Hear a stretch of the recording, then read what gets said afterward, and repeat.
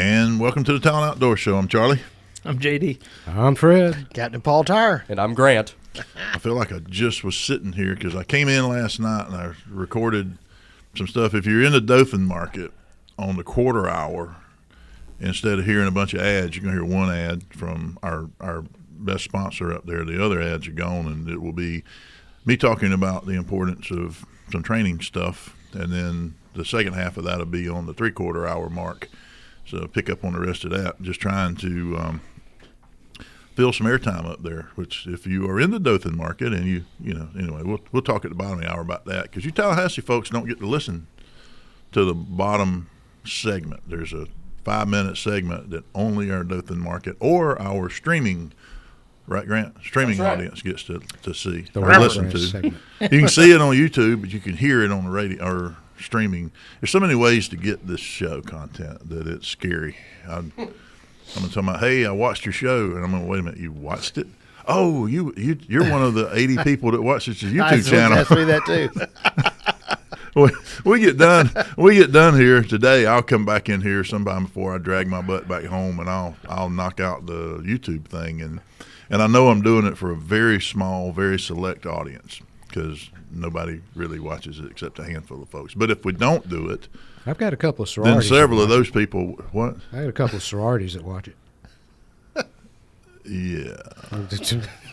Right. Just for laughs, I'm sure. I'm sure. This brings to mind, I walked in the door just a minute ago, and I love it when JD brings Dixie to work. He brings his dog, and she spends most of her day either holding the floor down, and she will get up and she will go greet certain people, and she greets different people different ways. Well, what I get every time I walk in is a big old grin, a big old smile. She is the funniest thing with that smiling. I can leave and go be gone from here, go run an errand for an hour, and come back, and I get the same smile. It's like she's just happy to see me. Well, dogs don't. I don't think dogs have a sense of time. It's you can be gone out the door for 3 minutes and you get this excited dog, and you can be gone for 3 days and you get this same excited dog. But when I came in, I always come in, hey, big girl, come here. And she smiles and comes over, and I rub her around her head and her ears and scratch her back. And, she just, shivers a little bit and enjoys it. And I was walking, and I was telling the young man behind the counter, I said, now, see, only children and dogs can you get away with saying, hey, big girl, come here. Good, that's big girl. Oh, you so big. It's a big girl. Yes, a good girl. You can't do that with women. No, the other thing you can't do, and I don't know what age you have to quit doing that with girls, but there's about an 13. age. About 13. Yeah, you can lock a dog in a cage, for 30 minutes, and then come back and the dog's all excited to see you. I tried that with my wife. And then they work out good. It did not work out. Well, go home and go, hey, big girl, how you doing? That ain't gonna work either. So we got a new addition to the family yesterday. Oh, congratulations, Paul. What your grandkids call you, Fred? They call me Pop. Pop. They call my wife Lolly. So Lolly and Pop. Yeah. And, that works. That works. There you go. I like that. And so we got Marshall McKee Conrad. This is Grayson and Christie's son, and first grandson, named after my dad. So all right. Obviously got some big shoes to fill. Yeah. But that's awesome. We're excited. I'm happy for you. I'm gonna get me some of them things one of these days, I reckon. I got two kids. I got 2 kids getting married this year. 1 in 2 weeks. So I got to tell you, grandchildren are so much better than children. I mean, I actually like the. You grandchildren. You can get them all sugared up and candied up, sugared up, and send them home. Oh yeah, I mean that's the payback. I mean, in my experience, the grandchildren are awesome. It's the kids that have the grandkids that start to become a little more difficult at that point in time. Oh yeah, they're awful. Well, I was just going to say, as the 27-year-old married with kids, when we receive the children back, after they're all sugared up, Lord. Yeah. Well, we've intentionally done. We've lived through that. That's called and revenge. Now it's our turn. That's called handing it down. I reckon in 30 years. There will be a natural cycle. I'll do the same thing. You'll be I'll laughing at like my kids. Oh, yeah. No, we have once a week spend the night with the grandchildren. So they come stay with us. And when I find out when it is, on the way home, I stop at Publix and go straight to the cupcake aisle. And and right before they go home, here, have those two are of for these. when you go home. Lick the icing off the others. You can, fun stuff. Oh, you can, like a boy. You said you had a grandson. You can get, hey, big boy, come here. You can do that all the way up. You can do that as an adult. You know, one Big of my guy? buddies Hey, was, big hey, guy." big man, hey, big boy, Then hold come here, on. big boy. You know, we say that. You know, you no. can't do that to a woman. if I ever see you in a back alley saying, "Come here, big boy," You better come here. Nope. I ain't going there. You gonna eat your cornbread? I like the way you. I like the way you talk. Yeah, so we were at the hospital yesterday. You know, we go in to see the baby. My wife says she wanted to look all good. She said, "Can you hand me that lipstick?" And I handed her some what I thought was lipstick. Turned out it was super glue. Uh-oh. She hadn't spoken to me since. Yeah, there you go. All right, don't mess with the horn. That's their one horn toot for the day. So you bought the new Grand Boy gun yet? You need to get up with me before you leave. That's what I was going to do. I got in here a little early and then got to talking about something else with Grant. Yeah, you got to buy him a gun. I know. Got him a gun. Yeah, we got some little 22s in there, a little 410 shotgun or something. Yeah, got to get him some. hooked up. I was thinking about an AR. You know. Yeah, go ahead and get him his first AR. You know, maybe get a silencer on there. Maybe some get of him those, set up. There's nothing wrong with that. Incendiary tip bullets and. All four of my kids got a cricket upon their entrance into the world. They all have the little miniaturized 22 single shots, okay. and they all have each one of them have their own, so they can hand them down to their kids, and they're not crazy expensive, a couple $100, and they get something they can learn on and then pass down to their kids. Well, that's an idea. Yeah. Mm-hmm. Well, see, I think about things like this, Fred. You're a sentimental kind of guy. I am that kind of guy. I bought mine 22 pistols. Yeah. To start learning how to shoot a handgun early on. Of course, they sit in a drawer because now they're like, "We'll shoot a real gun." But that's the thing about having kids and guns. A lot of people worry about having guns in the house, and we've said this I don't know how many times on the show. Don't make it a mystery to them. Right. If it's not a mystery, if you familiarize them with guns and let them shoot as early as they can. And as often as they like when they ask. Yeah. I want to shoot. Okay, well, then you take them shooting, and then they can, Now, you get into, like, if you're into the airsoft world and the kids are playing with different things like that, you got to keep the guns separate. I mean, there's some unique things that you need to be concerned about as far as gun safety goes, because you can't mix and match. It becomes a problem. I do have issues sometimes with, and some people look at me like I'm crazy when I say this, about especially the ones that look like a real gun. Mm-hmm. The Nerf guns that are the whatever Nerf dart guns or whatever is one thing, but even BB guns. I remember, man, when I had a BB gun when I was a kid and we lived out in the woods, and it wasn't nothing for me to get my BB gun and go outside and shoot. And, I'd have to say something to the adult there. I'm going to go shoot my BB gun, or can I go shoot my BB gun or whatever? And it usually came along with, don't shoot the dog, don't shoot the horses, don't shoot the cows, don't break the windows, don't shoot the pretty birds. You can shoot the little brown ones, but don't shoot the red birds. And, all of that. I get that speech the whole time. But I better be treating that like a real gun, because if I got caught not handling the BB gun safely, it was a problem for my rear end. Well, my son has a fully automatic AK-47 gas-operated BB gun. Yeah. And they'll go out by the pool. Now I have solar panels in the backyard, so I have to be really, really. Don't even look that direction. Don't you? And they give me. But gun safety comes into play even with the BB guns. Don't scan. Don't point anything you're not looking to shoot or anything like that. Now I do. I traded a car not long ago, and it had what looked like a BB hole in the rear taillight. And one of the windshields on my loader before I got the glass replaced had a very distinct look like. Now it had a bunch of other broke places, but it had. And so, son, you're going to be listening to this show one day trying to figure out what Daddy was all about. I know what you did, but I love you anyway. Just replace it. It'll be all right. Yeah, we'll be right back.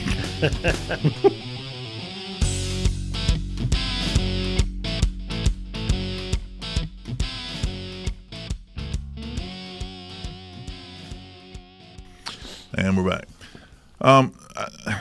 Yeah, that's all. CJ, CJ, it's probably a good thing. Like JD said on the break, probably a good thing you didn't. If you did shoot, now I know you're going to deny it to the day you die, just like I still deny stuff that I did not do. Absolutely, under any circumstances that I do as a child, I'm still denying it. See, that's how denial works, right there. You deny it until you believe your story. And then you pathological liar there. I think that's how you pass the polygraph. Yeah, I mean, you just. I will tell you that there are things that I absolutely believe happened, and it's because I told myself the story in that version so many times, and I've repeated it enough times to where that for a fact that is in fact what happened. Because I don't, and when we interview victims or suspects or anything in law enforcement, a lot of times if you let two people talk about something, you get to a crime scene, and you know, and JD and I've experienced this because we've been involved in stuff together before. But you start talking about stuff, and one half won't remember something or didn't see it, but then the other person says, "Yeah, this is what happened." Well, all of a sudden, that other person that didn't remember it or didn't see it, now in their mind's eye, it's there.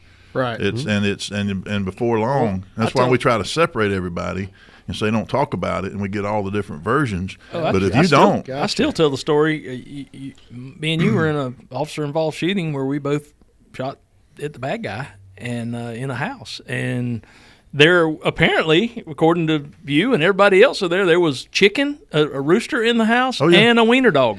Yeah, there were both. And I don't remember either one of them. Yeah. I was otherwise occupied. I don't remember the wiener dog running out of the house. I don't remember the chicken flying around. No, the wiener dog went in the door with us when we went in the door. Okay. When we kicked the door in, the wiener dog was first one in the stick. How do you go into I mean, I could understand overlooking a wiener dog. I mean, that's just not an uncommon thing. Well, the wiener dog didn't realize that there was anything wrong. It was probably everybody was yelling and stuff, and he's probably used to it at that point. No, but a chicken in the house flying around is something I would. No, they don't fly. He was just running around. He was just trotting around. Even if he's running. There was a banny rooster in the house. If you got a banny rooster in the house and his name ain't Fred Conrad, I don't see you are the banny rooster of humans. That is true, very true. Small, loud, like cocky. I said, you are a banny rooster. I was focused. My attention was focused elsewhere, and it wasn't one of the. It just How didn't. do you miss a chicken? You ever had anybody trying to shoot you, Fred? Have you ever shot anybody? When you have somebody trying to shoot you and you shoot them, you probably ain't gonna remember a chicken. I was being there. I mean, but there's so many. There wasn't a chicken when it happened. I mean, I'm telling you, there's things that you remember differently, which is why when we talk about buying right to bear insurance or things like that, or you in the criminal defense business. Someone who's involved in a critical incident, you tell them to shut up. Oh yeah, because here's the thing: is if you and don't be listening to what people are telling you, and don't be looking around trying to figure it out. Just take a time out, take a deep breath, try to restructure what happened the best you can, but keep it to your dadgum self. Unless there's two suspects, there's one there because you got them to stay for one reason or another, and the other one got away. You need to be telling somebody what the other one looked like. You need to listen. We need to stop that person from getting away and hurting somebody else, but you need to hush, right? Right. And along those lines, a nice little segue here. I was talking to Matt a little while ago. We are cooking up a class out here that I'll be teaching along with him from the legalities, stand your ground, self-defense. What do you do in that situation? From my vantage point, not from y'all, from the legal, what happens afterwards. Right. That'd be good. I'd like to sit in on that. So anyway, that's coming. It's maybe March is what we're talking about. Okay, cool. So it'll be along with right to bear, that kind of. And if you don't think that stuff's important, folks, and you can drive down from Dothan for this if you want to, but if you don't think that's important, just last night there were 2 people killed and a couple more injured right down the road from us at a convenience store. There was the beer delivery guy and the store clerk was murdered in a robbery in Gaston County last night. I'm going home on the interstate, needed gas, and on my way home, a Gaston County deputy comes screaming by me. And, I can tell the difference between a 1018 Code 3 run that matters and one that don't. That one mattered. He was getting it, and on the interstate, man, they got a lot of lights on their cars, and it looked like a hovercraft with all the blue lights under it. And then by the time I got home, I saw that on Facebook, there had just been a double homicide at a gas station. They had pictures of it. Rodney Moore, one of the locals, had some live streaming stuff across the street, and there was a Yingling truck over there, delivery truck, and then they finally put out some suspect photos and a vehicle photo, because you get caught doing that. It's just a matter of time before they get him. Did they get him yet? Do we know? I don't know. I hadn't looked at it this morning, but I will tell you that had I been going that way and I pulled into that gas station to get gas, that's the kind of stuff that you could walk in on. And so for people who go, yeah, I have a gun, but I don't carry it, or I don't think about this stuff, I don't consider the legalities, or I'm not ready. I own it. I'm just telling you, you better be prepared, because it happens. As gun owners and people that think about self-defense, we all kind of have our gunfight imagined in our head, how it's going to go down, when it's going to happen. I really need to carry a gun because I'm going to a certain part of town and doing a certain, at a certain hour or whatever. And that's how we all play that thought in our head. But in reality, we do not get to choose the time and place. Ever. No. It's virtually never do we get to choose the time and place, which is why somebody says, you carry a gun with you in here? And I'm like, yeah, I carry a gun to the daggum mailbox, because I don't get to pick and choose when that's going to happen. I hope it never does, but I certainly don't. It's not going to be at a time and place of my choosing when I'm sitting there in all my hunting gear with a rifle in my hand. It ain't going to happen then. It's going to happen when you least expect it. Yeah, and you talk about you teach situational awareness too. I've heard you say in the past. Yeah. Well, and having a plan. We talked about this on Preston's show, and we talked about this in classes, and we talked about this constantly. It's just being aware of your surroundings. And like JD just said, when I go feed my birds, I put this Glock 48 9mm in my holster on my waistband. I don't have a spare magazine, but I got 16 rounds. And if I think I'll be all right at the barn. But, I just – you never know. I worry. I don't worry. I will tell you that I feel freer when I have a firearm than when I don't, because I have one less concern. Now, some people, anti-gun people on the left, people that are just I could never hurt anybody, or I just don't think it's right for you to, fight back. Just give them what they want, everything will be all right. Those people live in an imprisoned life. They live a repressed lifestyle where they have to actually consider. Because I have a gun and I know I can use it, and I may not win that fight, but I won't give them what for. I promise. It ain't gonna be for lack of shooting back. No, it's gonna be. But the thing is just I feel like I can go anywhere that I reasonably need to go and do anything I need to reasonably do, and I carry myself a different way because I know I'm armed. That's the thing. If I have a pistol in my pocket, for whatever reason, it happened last week. Across the street over here at the Flying J. Some guy out there is all squirrely, and I'm getting gas because cheap gas. This cheap gas day for me. Because you're eating at the Flying J, you're getting gas. Yeah, that too. You're going to get gas at the Flying J. And here comes this dude, and he's obviously he's strung out on something. He's trying to get money out of people, and just having that gun in my pocket, pumping gas. I gave the guy a look, and for whatever reason, I'm not that imposing of a guy, but he took a look at me and went the other way. He didn't. Right. And I don't know. It's because of the confidence I had. Because he saw has a lot to do with it. That absolutely has a lot to do with it. It's just, it absolutely has a lot to do with it. The fact that you make eye contact with someone, you look at them and they see you looking, obviously, you didn't cast your view down and look submissive. No, I was like. You look dominant, Well, if that might be why he left. He goes, I ain't into that, mister. That fella's crazier than I am. One recognized another. I can remember the first time I got in trouble with Willie Meggs when I was a prosecutor, and I had written this recommendation on a juvenile that the Department of Juvenile Justice wanted to put this guy in some sort of rehab, thing for. He'd beaten a teacher up in the middle of class and just pummeled a woman and caused major damage. And she wanted to send him this non-judicial rehab thing, and I wrote my response. She had to write it back and turn it in. And I wrote, "Have you been smoking crack?"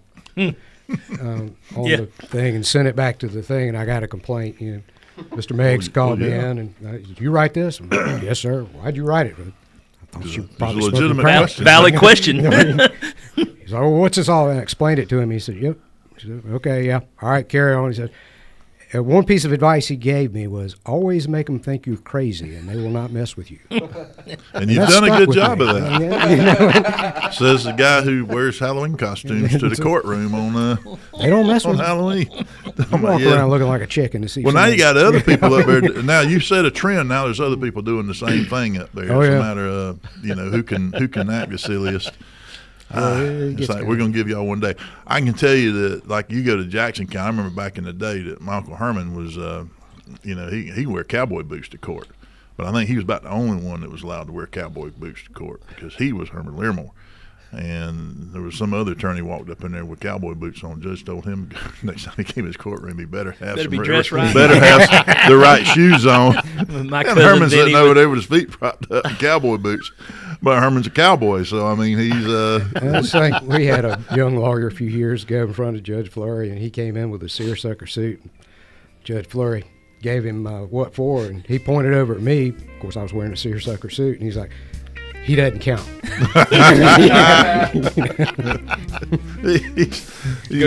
rent a tux and go to always have that one. You just got to understand there's different strokes for different folks, different standards, man. I mean, it's like, he's a fixture. You just have to. We forgive him because something ain't right with him. Bless his heart.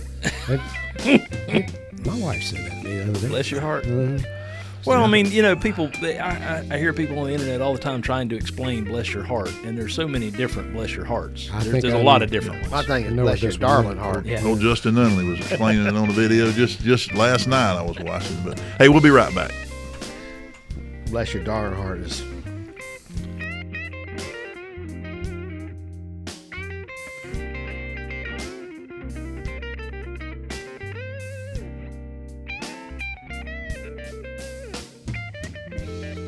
And we're back. So, like I said, better stuff on the break sometimes. And I get to go back and listen to it all over again after this. So does Grant. Of course, you probably just throw it in that template you have over there and go back and make sure it all fits right. I've got a pretty quick process down. Yeah, I have gotten through a lot of it. Well, it used to take me an hour and a half to do the YouTube thing because I'm stupid, and then I got it down to it's pretty doggone quick now. Yeah. But I will go through and I'm trying to get to where I can go back and pull our funniest stories, and do and just do shorts. Yeah, that would be cool. And then put those out, and then that would be cool. It wouldn't stream on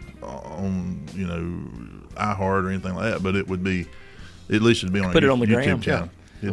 Well, and that's the thing is if looking for ways to push things out to different platforms, because a lot of stuff we do is funny, and it's just a matter of digging through 397 after today shows and finding those. Now, not all of them was on YouTube,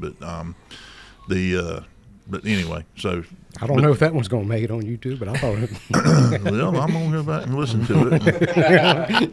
I missed half of it on the break because my brain was on this phone over here. Somebody was reaching out about something. But so we're just talking to our Dothan crowd, and you folks are special. Bless your heart. You get to. We just had that conversation. It's a good bless your heart. It's a good bless your heart. People go, I listen to your show all the time. Well, bless your heart. You can find something else to do. But we are looking up in the Dothan area. If you notice on the quarter and the 3/4 hour, we're doing some different stuff. It would be really cool because, our arrangement in Dothan is that, basically JD and I pay for all of our shows. This is not, nobody pays us to do this. We actually, our organization pays to have these shows on the air. And we get paid back by having advertisers, and so our goal is to ultimately to have a good time, break even, and to break even. Well, in Dothan, we're not breaking even just yet. We would love some partners in the community if there's somebody out there and we take trade. We will take. We like to barter and trade. So goats, cows, chickens, eggs. Eggs. I don't need eggs, man. I got eggs. My eggs are laying pretty fast. I won't let me have chickens. Well, I brought you. Did you eat those eggs? Yeah. Yeah, we'll bring that carton back and I'll fill it up for you again. Right, So the homestead movement's a big deal. So yeah, that's kind of where I'm getting some of this from, because I am willing to trade. But if we can get something for the business, we'd love to have more advertisers. I mean, if you're listening to this, you're part of our target audience, and chances are, I mean, our audience is a select corner of humanity, really. I mean, it's not everybody, but if you're in Dothan, you're listening to this on a conservative talk radio station. So we think a lot alike. Or you're crazy and you're listening to this just so you can walk around and be mad, be angry, and feed your Trump derangement syndrome. Maybe you just need hatred in your world.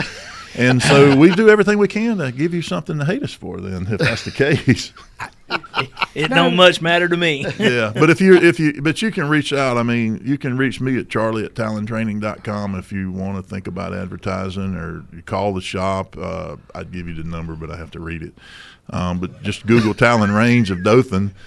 Call the number and say, hey, tell Charlie I'm interested in, 850-597-7550. No, that's well, you can call Tallahassee if you want to. You can go to get to Dothan from there, can't you? I don't know, man. I never called the number. I'm pretty sure you can, Charlie. 850-728-1535 is my cell. How about that? There you go. There you go. And JD's is 850. I will kill you. My phone rings enough. I'm just going to forward mine to yours one day for about 2-3 days and see. You can dial star love and get. Well, I like star love. Oh man. Anyway, you probably can. You got that one in 1-900 numbers, don't you? Still? Oh yeah. Well, you're talking about seeing that guy at the gas pump the other day. Did you give him a card? Because he's probably going to need some help. He might. It didn't look like he had any money. Well, that was the thing, is he didn't have any money. So if he had some money, I would have been, yeah, come on. Sir, have you been wrongfully fired or injured on the job? We'll be right back.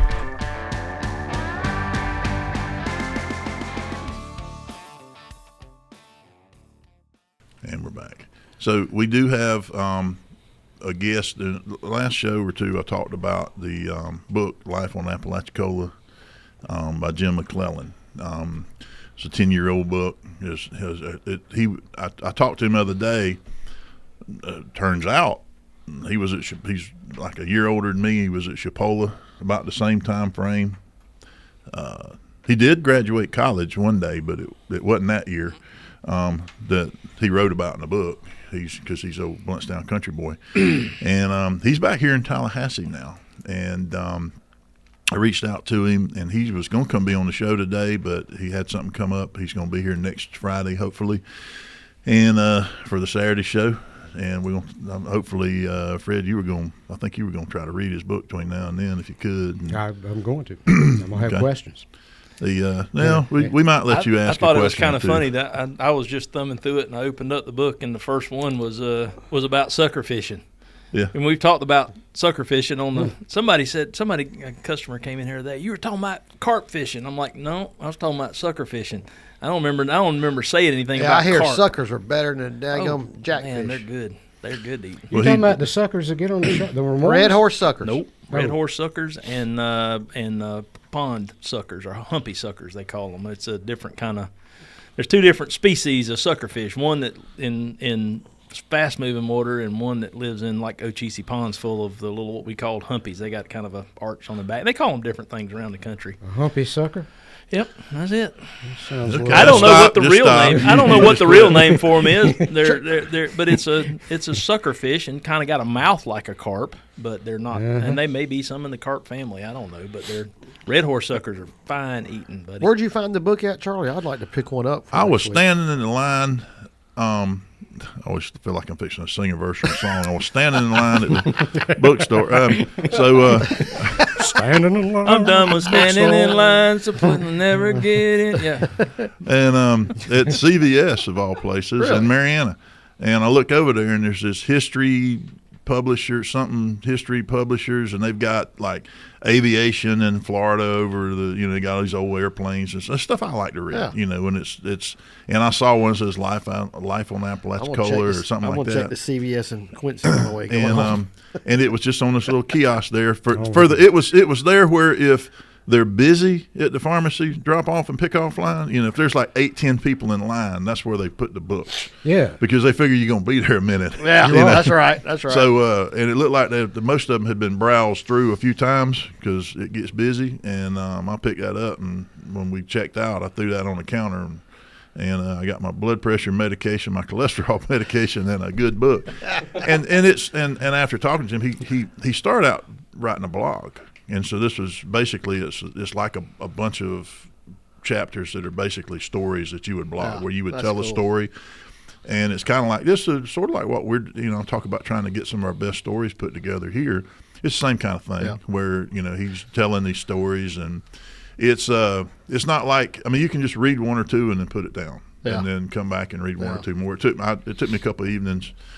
I don't sit and leave the light on in bed and read very often. I generally scroll on my phone now because my attention span has gone to wearing a handbasket. But you got some of them HDs. But I did, in fact, got about 80 of them. Yeah. That's a beautiful area, man. Chattahoochee all the way down to the. Well, honestly, I thought it was it was an opportunity I was reading because of you being up on the lake all the time, and JD growing up just north of where Jim did on the same river.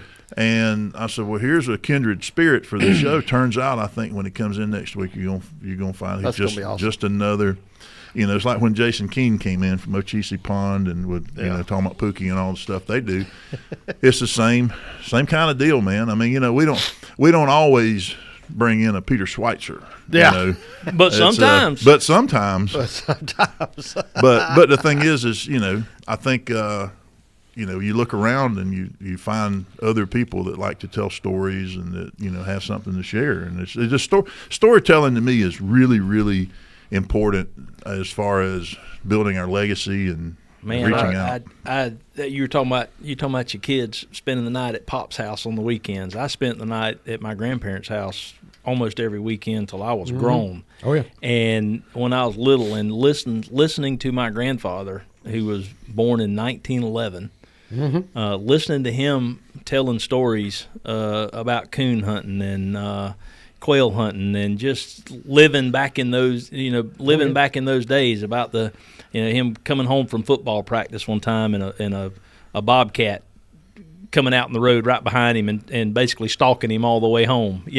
Stories like that, and tell me that one again, Papa. When I was a kid, I'd want to hear it over and over and over again, and talking about remember him telling me a story about a bear that got caught in a bear trap, and it had 3 toes, and they always saw his track and knew it was old 3-toe, and they were all scared, just those kind of stories about. And man, I'm telling you, he growing up in Washington County, or on Holmes Creek over there, Holmes County, Washington County line, growing up over there in the 20s, how wild that place still was, and talking about finding wolf pits, where before his time, he never saw wolves, but just before he was born, but the pits where they used to trap red wolves were still there, where somebody had dug a hole and shaped like a horseshoe and had a little peninsula on it, and they'd stick a stab out there on the end of it with a piece of meat on it, and those wolves would jump at that piece of meat and fall in the pit and couldn't get out, and they'd go in there and kill them. And that's why there's not any red wolf anymore, but to them, because they're cows and they're hogs or whatever else, they really weren't pinned up. The goats and all that, just kind of, they fed them and they stayed around the house or whatever, and they, it's kind of like my kids. Yeah, but those stories, getting passed down through the generations is something that's important, or should be important to all of us, and it's one of the reasons Charlie picks at me about liking old men. That come in the store and I talk to them and listen to their stories and stuff, and you pick up all kind of stuff. Charlie's like, yeah, you and your old men buddies. I love listening to their stories. They got stories. I was a man up on the lake, 87. He used to scuttle his daddy. His daddy was a guy. They lived down on the Apalachicola River, and he moved up the lake. They would come up to Lake Seminole, about an old Model T truck, and he would scuttle his daddy for $0.05 a day. Before it was a lake, it was rivers. You ever see anybody scull a boat? You know what we're talking about? Stories he's got, it's amazing. So they would take these old squareback wooden boats, these big wide, what we call a John boat, but it made out of cypress and wood. He made his own boat, made his own everything. And they were make old cypress boats, and they would take an oar ring, like you have a rowboat with the little U-shaped holders on the side that you put an oar in, and they'd mount one on the back of on the transom of the boat. Yeah. And they'd sit there up in front of it and grab an oar, not a paddle, a round oar, and you just basically move it back and forth with your wrist. And somebody that can scull a boat really well, that can do that paddling technique with that oar, they can go upstream in a river.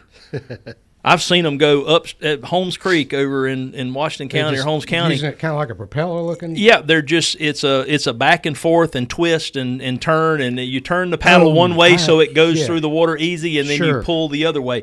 And you can do it backwards. They can go backwards. They can go forwards just by changing the motion. It is an art form that you never see anymore. Yeah. And now we got trolling motors. Yeah, now you got electric trolling motors. But watching somebody do that with a boat was my daddy used to sit on the back of this 14-foot John boat, the one in that picture right there on the wall. He'd sit in the back of that thing. Now, when he sat in the back, the water would just about come in the back of the boat. And he had his little Johnson motor on the back there. I don't know what size it was, but he would sit back there with a paddle in his arm. He'd just wrap his arm around it. I see his paddle right beside him. Yeah. No, he could take that wooden paddle right there and sitting right there, and he could put that boat just with one hand. He could be fishing with one hand. That's amazing. And he would twirl that paddle around in the water, and he'd steer that thing as good as any trolling motor you ever saw. Yeah. All the way up to where he'd put me right under a willow tree with a water moccasin in it. I mean, he'd put me in a wall. So he'd do all that. Because I would get hung up in the willow trees, and and I'd try to say, just pull straight to you, son. All right, hold on, let me put you in there. Oh, here we go again.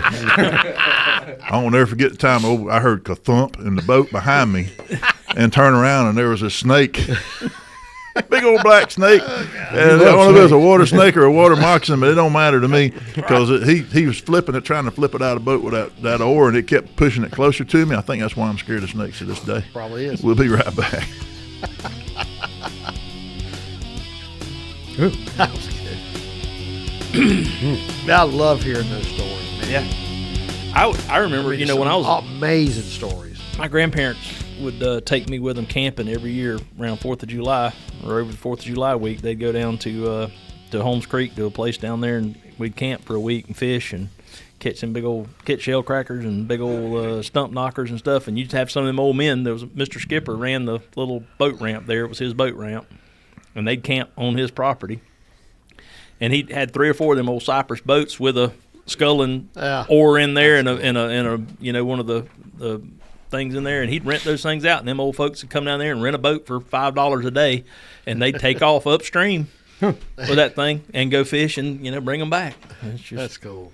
We had these kids, I guess they were friends of somebody, my mother's friends from over in Pensacola, and we were living on McBride growing up, and they brought these kids over in the summer. The family came over to visit us. And those kids had never heard crickets and frogs at night. Yeah. Because they lived in Pensacola in the city, and they'd never heard that, and they didn't know what it was. My brothers and I told them that we had a brother named Bob. Those crickets and critters down there making all that noise ate him. And oh, man. So when I was little, my granddaddy and I'd stay and fish till just – it didn't. Time didn't matter. Light didn't matter. If we were catching fish, I want to stay, and we'd go down there in Holmes Creek Swamp, and we'd be 5 miles up the creek, fishing, and you'd hear them old hoot owls. Papa, what's that?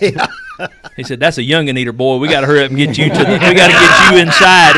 He was ready to go. He said, that's a youngin' eater. That's a youngin' eater, boy. We got to get you. We got to get you back in the house." That needed to be on the show right there. That was good. Brian, y'all know Brian Proctor? Yeah. The wildlife guy? Mm-hmm. I went turkey hunting with him in Alabama when I was in law school. Turned out he was a buddy of one of my law school professors that he'd like to come watch us play. He was a hardcore drinker. And had a farm in middle Alabama somewhere and had this turkey hunt every year. And he paired me up with Brian to go turkey hunting with him. And Brian goes out there and does this owling to get those turkeys to make them gobble. Yeah. And man, he can sound. I thought I was hunting with an owl. I mean, Oh yeah, that's the shock 'em. That's the first thing I suck Shock at. gobble. I suck at turkey hunting, but I can go find them. I go out and ride around and sit still and make an owl call, and you'll hear them. And then I won't never be able to shoot them, find them, call them up. I suck at the rest of it, but I can find them. man, he had decoys out there. These things are coming in. He's pretty talented. Turkey. The wildlife artist. You're talking about the artist. Yeah. I mean, I can pretty much call turkeys without a turkey call. I heard you do it last week. Charlie trying to explain about. Yeah. I'll take my new pet turkey with me. And when I get her away from the hens in the pen that they're in with now, and she'll go to she's calling and calling and calling. Oh, she has a conniption fit. Yeah, she wants to be with them. You don't even need a call. I actually heard that the next day because I went to the farmer's market and just had the radio on. The show was on that segment. We were making noise and pissing him off. I edited some of that out of the YouTube part, but not all of it. All right, y'all. Yep. Final segment. After our own show. 2, 1. And we're back. Quick update on the turkey story, and you can make all the racket you want if you want to. Though, quick update is it ain't going well. Oh, no. I had to pull the hen out of the pen because I can't get in the pen because the tom turkey don't like me at all. He absolutely does not like me, and I can't let him out because he just will chase everybody, and the dogs will get him, and then I don't know who will win. I'm pretty sure the dogs will win, but so I said, well, he's bowed up. He's bowed up, so I took the hen out, put her in with the chicken hens. And then he's all, poor, woe is me. And for 2 or 3 days, he'd eat out of a cup, wouldn't get after me. And then I guess he figured out that wasn't going to work. So now he's back to bowing back up at me again. And I can't get in there and feed him. I think this turkey's bipolar because there's times I go out there and he'll eat out of the cup in my hand and he'll chirp at me and make soft noises and all his feathers are smooth and all that. And it's his brain is the size of like a pea. And then the next day he bows up at me and starts making this thump thump thump thump sound. Called drumming. Yeah, and he's scary. Yeah. Well. If you are close enough, if you are turkey hunting and you hear that, that is danger close. That means a gobbler has snuck up on you, and you're hearing that drumming sound. That that they'll do that when they strut. He's about to pull out a can of whooper. Yeah, well, it's a sound they make that believe it or not, that low, that sound that they make travels further, and they can hear it further away than they can some of the other calls that they make. And because it's a low frequency, and that's like they didn't realize. Here you go, Cliff Clavin. Go ahead and call me. Go ahead and say it. I know. Elephants make sounds that only other elephants can hear. They didn't know that until the technology of sound equipment and videotaping and stuff. That's wild. How does until the technology of sound, they figured out that elephants can communicate over miles from each other, but it's such a low frequency that humans can't hear it. So you're talking about elephant echolocating is basically what you're talking. More not real. Well, yeah, it's just to communicate, but animals communicate in so many different ways that we don't pick up on. The birds' feathers, ducks and turkeys and all that reflect light that other birds can see, but we don't see in that light frequency, ultraviolet light. They figured that. I don't know how they figured it. I'm assuming with camera stuff, but they make ultraviolet paint for duck decoys that the birds can see, and it just looks like paint to us. Really? Because it reflects ultraviolet light, and you can repaint your decoys with this UV enhancing paint that will reflect that light so that they can see, and it looks. That's why live birds and decoys look very differently, and it's because of that ultraviolet spectrum that they can see that we can't. Well, same thing with now that technology's come along where we can you have like dog vision, you can see what dogs can see, and deer vision, you can have filters, you can see what deer can see. Apparently, don't wear blue jeans or blue when you go deer hunting. So don't wear your navy camouflage when you go hunting because a deer can see that. I wonder if they got bass vision. What? Probably. I did not know that. Well, what's the blue? Hold on. They That's cool. deer color spectrum. They see blue really, really, really well. It Really? glows, which is why you don't want to wash your deer camouflage in like Tide detergent or something with a high phosphorus content detergent, because it brings out some of the fibers in it'll make your clothes glow to a deer. So all that time I thought I was hiding from the deer. He's just looking right at me. They looking right at you. Yeah, they still don't recognize. I mean, they still pick up movement better than they see colors and stuff, which is why different color lures work on bass. That's right. And I don't know the technology with bass or what's what with bass. I haven't really ever read anything about it, but I'm assuming that different color lures work at different times of year, Paul. That's true. Has everything to do with light reflectivity and refraction and all that. Of course, that bipolar turkey likes women. Yeah. Hey, seemed like a normal guy to me. I was wondering, do you want to borrow one of my wigs and maybe you can go out to the pen and make nice with him? And he's looking Charlie, his ADHD's done run off. His HDs are all. No, I'm trying to Google and see how fish see underwater, see what this color spectrum they see. It's amazing to me that they also fish. I know they see contrast real well. They also contrast. use another sense that we don't have, and that's the lateral line. That's right. And that's That's where right. they lateral line.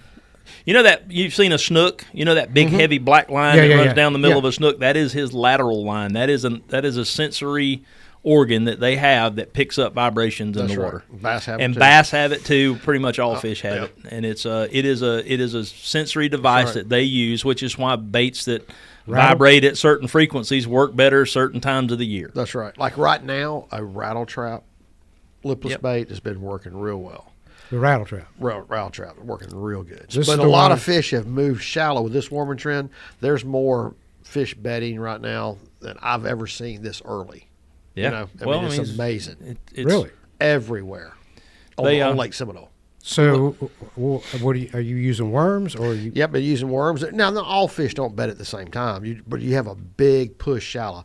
I was catching some giant crappie out over 20, 25 foot of water, and then this week it started with that warming trend. They all left, and now we've been catching them around the bedding areas. I had 4 trips the last four times we've been catching them all up shallow, in 3, 4, 5 foot of water.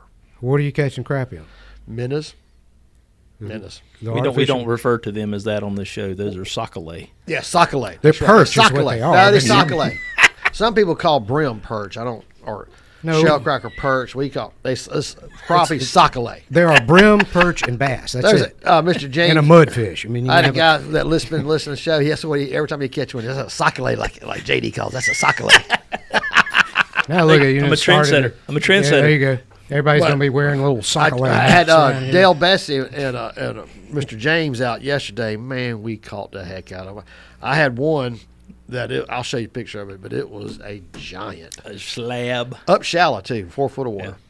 I went up to did I tell you about going up to the weigh-in for the junior the high school tournament? We went up to the weigh-in and Big turnout for that, wasn't it? Man, isn't that awesome? I was you see that many young shocked. kids. Isn't that amazing? This was last Saturday, right? last Saturday and Sunday. Sunday. Saturday So and last, Sunday. we went to the Sunday weigh-in. You were talking about going. Yeah. Yep. And Allie's little friend boy, him and his buddy came in 20th. Oh, good. I think there was like 140 or 100 or 200. Yes. There was a bunch of boats. Yes, in they this. did very good. And I mean, little fellas that barely could hold up a 2-pounder. They couldn't even do the old angler trick and hold it way out away from you when the picture's getting taken, so it looks like a 10-pounder.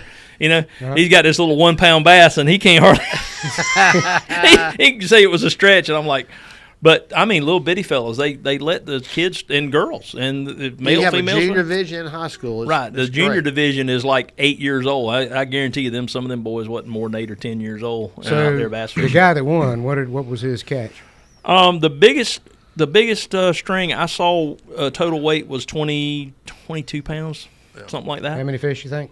I was 5 fish limit. Oh, you get 5 fish? Yeah, it Okay. was 2 men and two boys, 2 people in the boat. Okay. Best kids. 5 fish. That's right. So, I mean, they could have average- caught 25 fish. They That's weigh right. the best 5. That's right. So average 5-pound fish. Yeah. I have some college kids Close to coming it. in this week. They're going to be staying with me till Friday. Their tournament's on Friday. Yeah. Friday is full moon. That could be interesting. So hold on, are they biting? What, next Friday is full moon? Yep. Valentine's Day? Yep. Oh, Lord. Oh boy. I feel so Fred- sorry for my wife. Fred, Yep. That's right. There you go. Fred's gonna be busy. Valentine's weekend on the full moon. You're gonna be busy come Wednesday or Thursday the next week Did from you all find the. anything, Jeremy? I did. Oh, I found, Lord, this is going to be good. okay, bass can see red and green well. Right. Okay, but they have difficulty distinguishing other colors. They have different receptor cells and their cones and rod cells, blah, blah, blah. Color vision, red and green. Bass can see red and green well and can distinguish between them from other colors. So red and green, very well. Yellow and white, they have a hard time distinguishing between yellow and white. They just appear to be the same to them. Blue and black, bass often have trouble distinguishing blue from black. That's right. All right, and That's then why good contrast works. bright colors, bass have trouble distinguishing very bright colors like chartreuse and white, and they find most dark colors to be similar. Now, obviously, daytime lighting conditions, water Right. clarity, all that stuff is going to have a say over that. And so there's a technologicalangler.com, this is scientific stuff, says recognize, obviously choosing a lure, let your experience be your guide, obviously, but listen to the science, recognizing that bass can see colors as bright, green, red, and dark. And that's about it. Yeah. So you want a red, green, and Well, white. Well, not Well, From necessarily. my experience, in clear water, you want more natural colors. Yeah. It's kind of a see-through color. Dirtier water or more contrast, black and red. Black and red. You know what I mean? Well, Paint. they'd be able to see it better in the darker water right. because it appears brighter to them, That's so right. they're more likely to be able to see So it. black and red lure in dark water is going to be the trick. Or and- solid black. I actually there's a bait we used to use Really? a long time ago called a skunk, and it's black with white stripes. You get a contrast when the crankbait's The turning. old coach dog, the old remember coach them? dog Remember them? colors, black and white. Yep. All right, going to the store. Have the show. Just come by the tackle. We'll see y'all next time.